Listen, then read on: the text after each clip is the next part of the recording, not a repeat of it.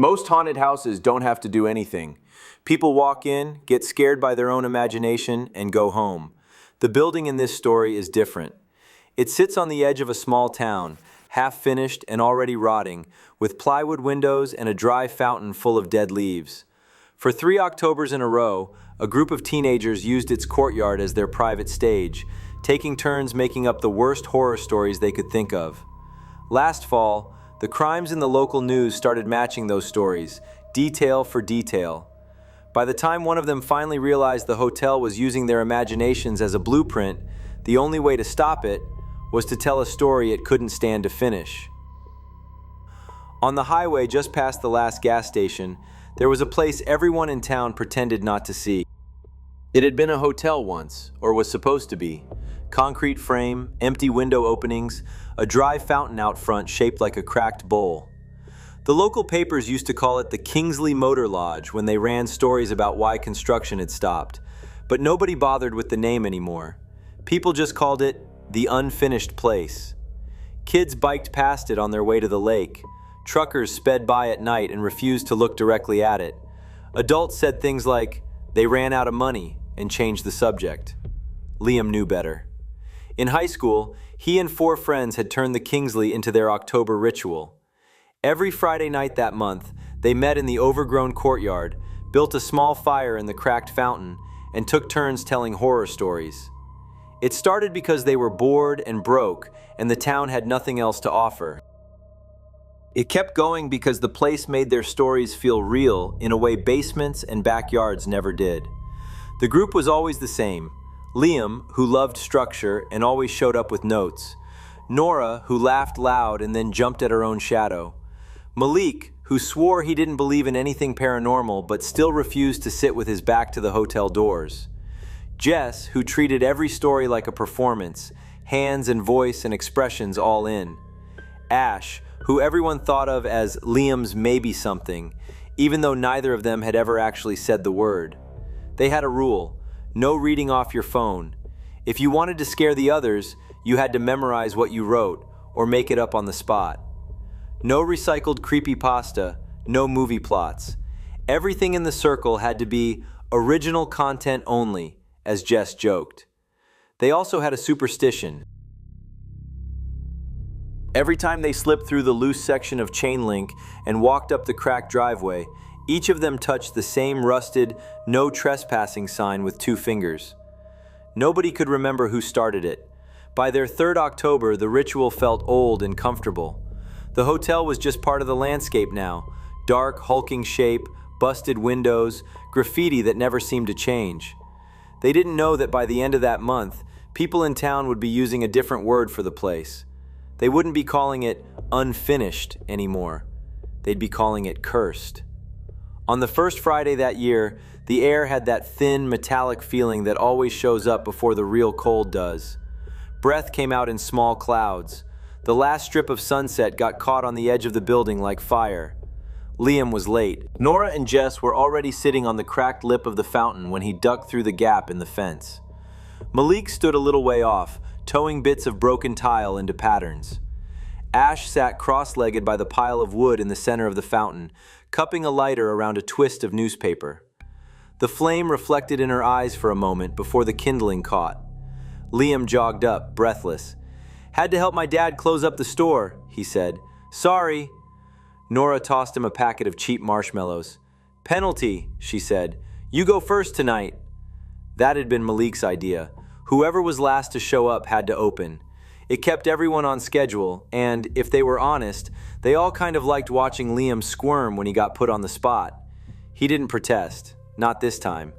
He had spent most of the week scribbling in a notebook anyway. Once the little fire was going strong, they all climbed into the dry bowl of the fountain and sat around it, the flames in the middle and the dead tiles under their shoes. The hotel loomed over them, a dark U-shape with its hollow windows staring down like 100 blind eyes. Liam cleared his throat. "Have you heard about the stairwell man?" he asked. Jess groaned softly. "Okay, points for naming," she said.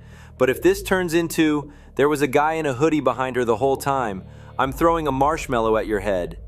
Liam smiled once, quickly, then let it drop. "In this town," he said, There's an office building on Maple that's been under renovation longer than we've been alive. They gutted everything on the inside years ago. No carpets, no cubicles, no lights, just empty floors and concrete stairs. He spoke in that steady, almost calm way he had when he wanted people to really listen. The story is that sometimes, late at night, if you walk the stairs alone, you start hearing another set of footsteps behind you. Not close enough to see, just one landing below. If you stop, they stop. If you run, they keep their pace exactly the same. Nora shifted a little closer to the fire. At first, people thought it was just echoes, Liam went on. But echoes don't breathe. They don't clear their throat. They don't drag their fingers along the rail.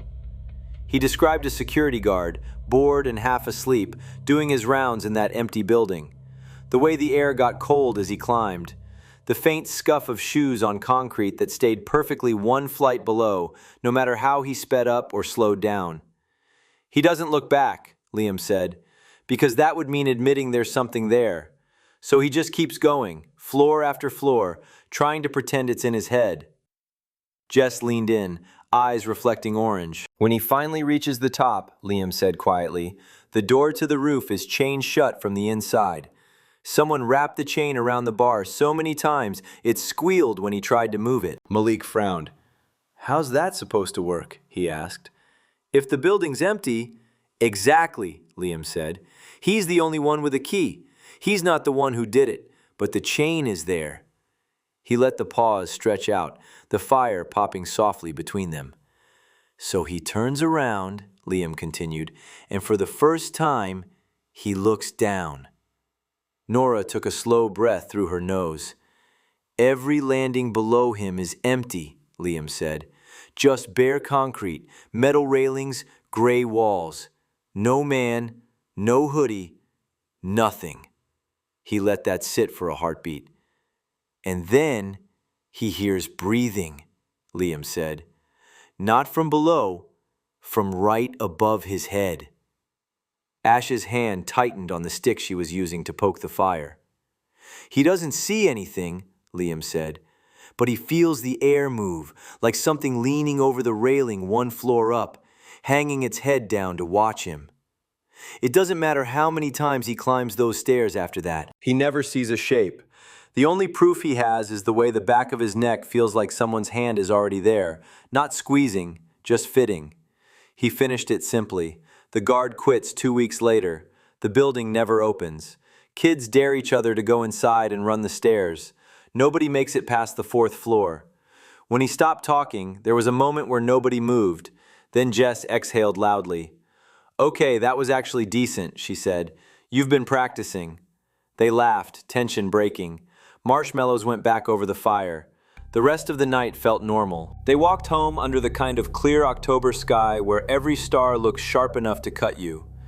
The next morning, there was a story on the local news about a late-night security guard found at the bottom of a stairwell in an unoccupied commercial property on Maple. No cameras, no witnesses. The medical examiner said it looked like he'd fallen from high up. Every bone in his body was broken. His neck, especially, had taken the worst of it.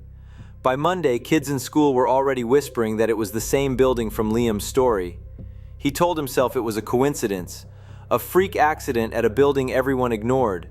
The fact that he just made up something with a similar setting and similar victim type was unfortunate, sure, but that was all.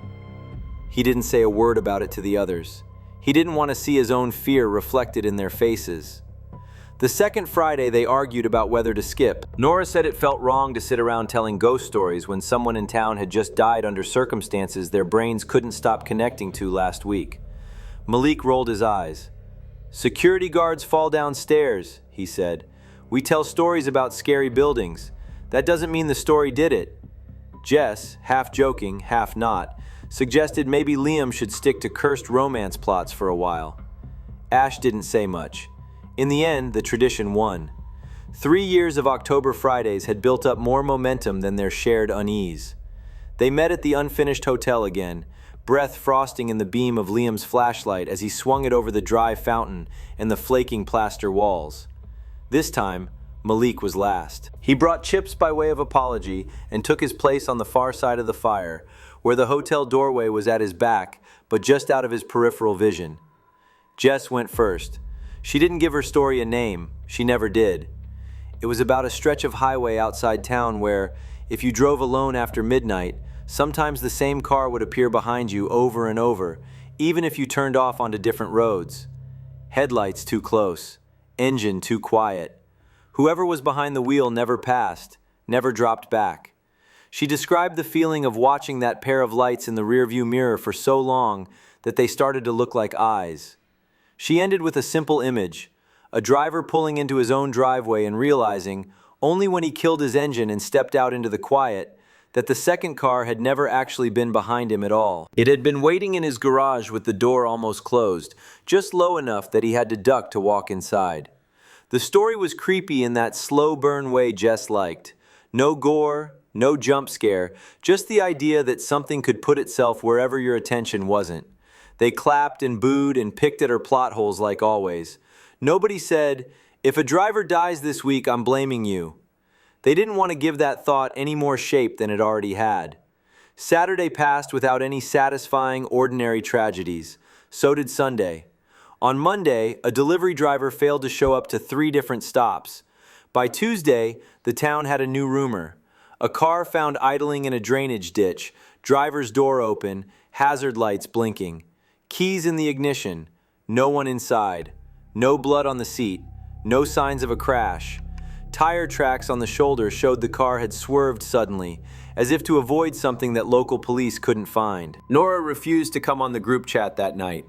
Liam stared at his phone until the tiny dots under her name went from typing to nothing at all. Ash sent him a private message. "You saw the photos, right?" she wrote. "They towed it past my street. Same model Jess described in the story. Same color." He answered with something useless. "Lots of people drive that kind of car." She didn't argue. "Come early on Friday," she wrote instead. "I want to show you something before the others get there." On the 3rd Friday, the moon was a perfect slice of white over the roofline of the Kingsley. The fire hadn't been lit yet when Liam got there. The courtyard looked flatter, emptier without that circle of light. Ash waited for him at the base of the dry fountain, hands in her pockets. "You're on time," she said. "I was betting you'd be late again." He forced a small smile. "You said you wanted to show me something." She held up her phone. On the screen was a picture he recognized immediately.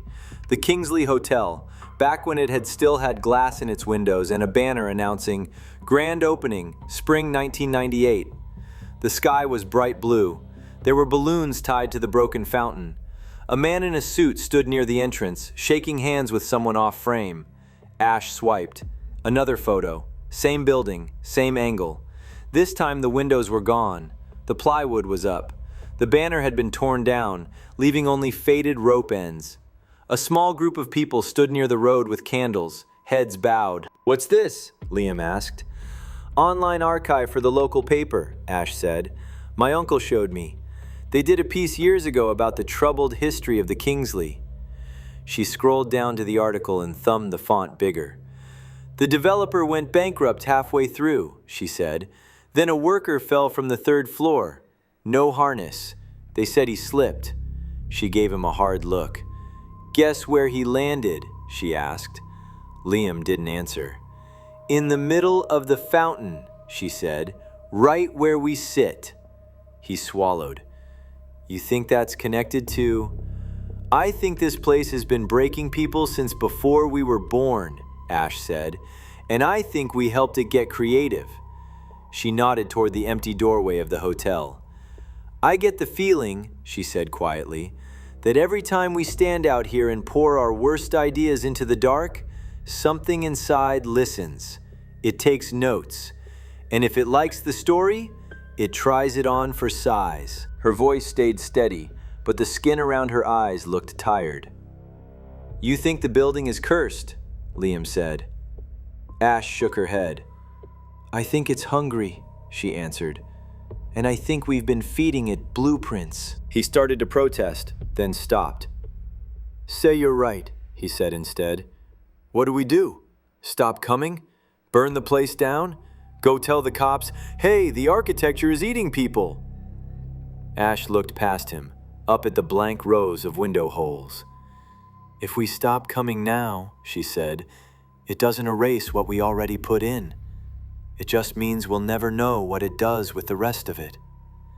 There was something like anger in her voice now, sharp under the fear.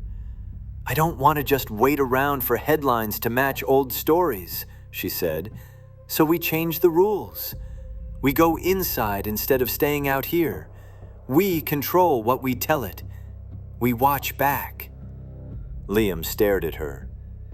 You want to sit in there, he said, and give it more material?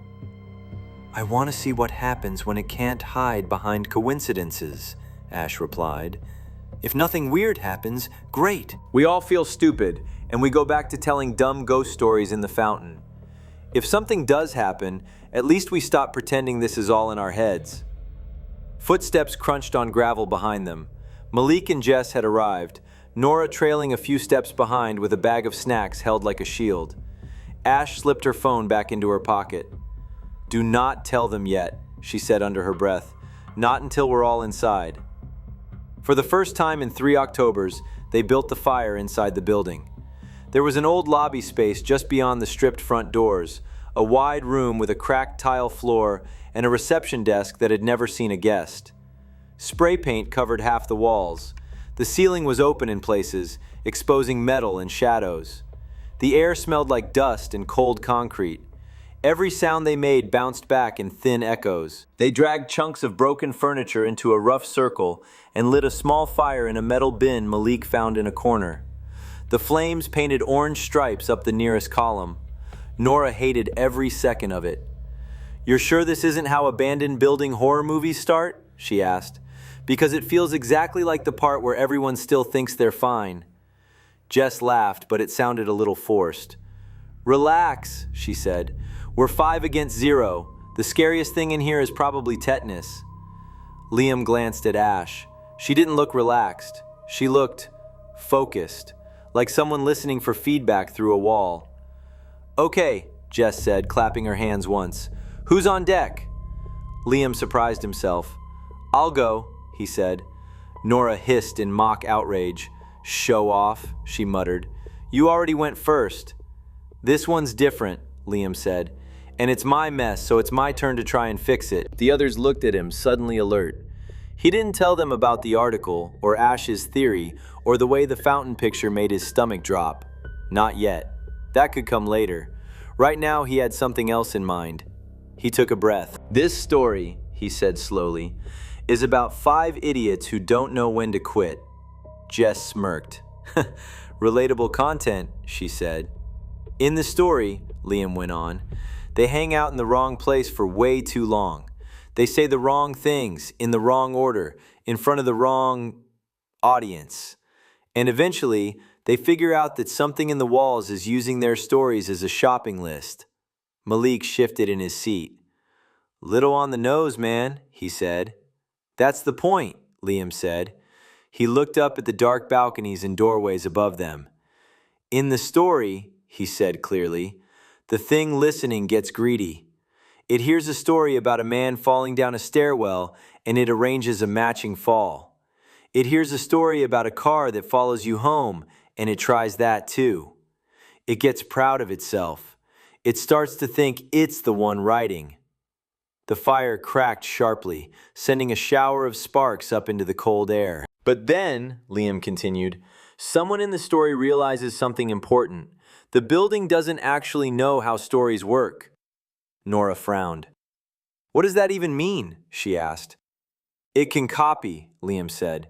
It can improvise, but it doesn't understand things like foreshadowing or structure or theme. It just grabs whatever images stick.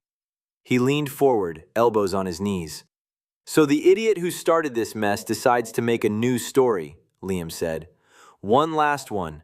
A story that looks, on the surface, like exactly the kind of horror the building likes. Creepy setting, bad decisions, no witnesses.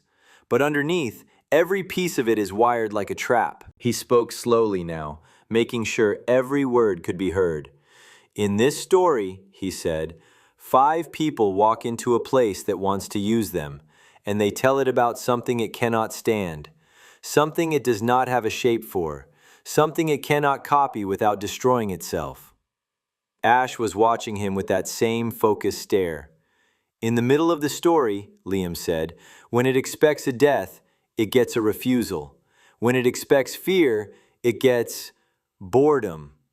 Nothing to hold on to, nothing to reenact. The scariest thing in the whole tale is the idea that the monster might not matter as much as it thinks it does. Jess made a face. That's kind of pretentious, she said. Yeah, Malik added, and vague. What are we talking about here? Existential dread? Therapy? Jesus? Liam shrugged. In the story, he said, the details don't matter. The only rule is this: nothing in it ends the way a horror story is supposed to. Nobody dies. Nobody disappears. Nobody gets dragged off screen. Every time the building reaches for a familiar beat, the story swerves. He let out a breath he hadn't realized he was holding. And when it's done, he said softly, the 5 idiots walk out of the hotel, drive into town, and live stupid, ordinary lives where the scariest thing is overdue rent. The place they left behind keeps its concrete and its shadows and its hunger, but it doesn't get any more material. The audience goes home. Silence sat in the lobby like a 6th person. Ash was the first to speak. You're telling it what happens, she said, voice low. You're not asking. Liam nodded once. Nora blinked. So your plan, she said slowly, is to bore the curse to death? Pretty much, Liam said. For a weird, hopeful second, it almost felt like it was going to work. Then all the lights that didn't exist flicked on. They hadn't noticed how dark the rest of the hotel was until it wasn't. One moment, the only light came from their little fire and the moon leaking through empty window frames. The next, every hallway and balcony upstairs glowed with a sickly, grayish brightness. There were no actual bulbs, no intact fixtures. The light didn't come from anywhere. It was just there, smeared along the walls like fog. Nora clamped a hand over her mouth. Jess said, "Okay, cool, that's new," but her voice cracked halfway through. Malik stood up so fast his chair scraped harshly across the tile.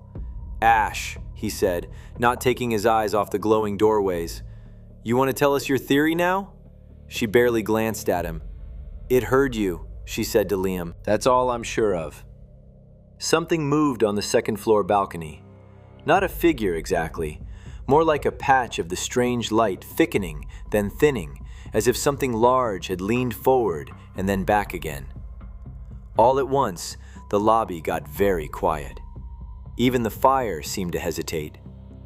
They all heard it then, a soft, steady sound, like someone walking down a carpeted hallway with bare feet. No echo, no hurry. The sound approached the top of the lobby stairs and stopped. Liam's mouth went dry. He thought, wildly, of every rule in every story he'd ever loved. Don't split up, don't call out, don't look directly at the thing that wants you to see it. All of those rules belong to a world where the monster didn't know it was being watched back. "This isn't your story," he said without meaning to speak out loud. The air shifted. The soft walking started again, this time not from above, but from behind the reception desk. From the hallway that led deeper into the hotel's unfinished guts. It was closer now. "Everyone out," Malik said. His voice had gone very calm, the way it did when he decided on something hard. "Circles over." They backed toward the doors together, not turning their backs on the glowing hall. The light thickened there, shapes starting to hint themselves into existence.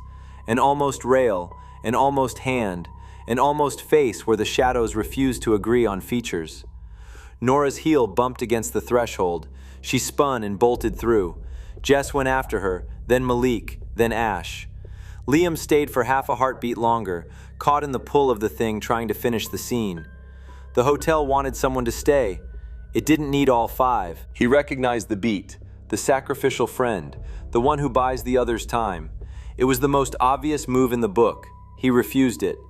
"Not today," he said, and stepped backward through the doorway into the cold October night.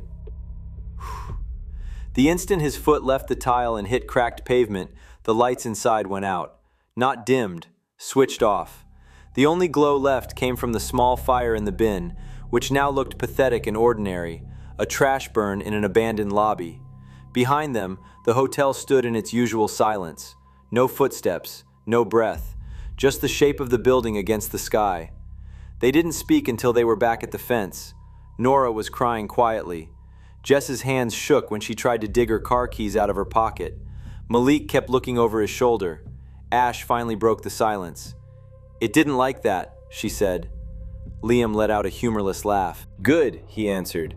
"It can file a complaint." They didn't do a fourth Friday. None of them suggested it. The group chat went from constant noise to occasional check-ins. Then, after a while, to nothing at all. Life got loud in other ways. College applications, family problems, jobs. The unfinished hotel slipped back into the background of their drives, a shape they felt more than saw. No more security guards fell downstairs in town. No more cars were found idling in strange places. No new headlines matched old stories. For a while, that was enough to make Liam believe his ridiculous plan had worked. Years went by. The Kingsley sat where it had always sat, gathering graffiti and rainwater, its dry fountain filling with leaves every fall and dust every summer. Developers came and went, making big talk about turning it into condos or a community center. None of them made it past the first site visit. Paperwork went missing. Funding fell through. Nobody could ever quite agree on why, but the building remained in limbo. Not alive, not gone, just there. The people who had once sat in the fountain lived their stupid, ordinary lives as promised, more or less. Nora moved 2 states away and started posting pictures of mountains. Malik worked nights at a warehouse and pretended not to feel weird when stairwells were too quiet. Jess did local theater. Ash left town without telling anyone exactly where she was going. Liam stayed. He worked at his parents' store. He dated people who didn't know or care about the unfinished hotel. He avoided Maple Street when he could. He stopped writing horror. He told himself that was maturity, that he was done with creepy teen phase and had outgrown the need to make up stories that hurt to think about. Deep down, he knew better. He had seen something try to turn the world into a stage, and he'd realized he didn't trust himself not to hand it props. At night, when the town was quiet and the highway hummed in the distance, he sometimes dreamed of the Kingsley. Not the way it was, the way it wanted to be. In those dreams, the hotel wasn't unfinished. Every room had wallpaper and furniture. Lights glowed behind every window. The fountain worked, water spilling clear and smooth over white stone. The lobby was full of people. None of them had faces he could remember when he woke up. They walked the halls and sat on the beds and rode the elevator up and down, all of them moving with the same slightly off rhythm, like a film that had been stretched. Somewhere in the building, a voice told a story. It didn't sound like his. It sounded mixed. Bits of his old ideas blended with unfamiliar ones, stranger details layered on top of what he recognized. He couldn't quite make out the words, but he understood the intention. The hotel had decided that if its favorite storytellers wouldn't come back, it would make its own. It didn't need 5 friends in a fountain anymore. It had access to 1,000 screens, videos, podcasts, late-night streams where strangers talked into cameras about the scariest things they could imagine, beaming their nightmares out into the dark for anyone or anything to hear. The Kingsley Motor Lodge sat at the edge of town, concrete and steel and old bad wiring, and listened. Not with ears, with attention. It didn't care about facts. It didn't care about reality. All it wanted was patterns, images, beats it could mimic.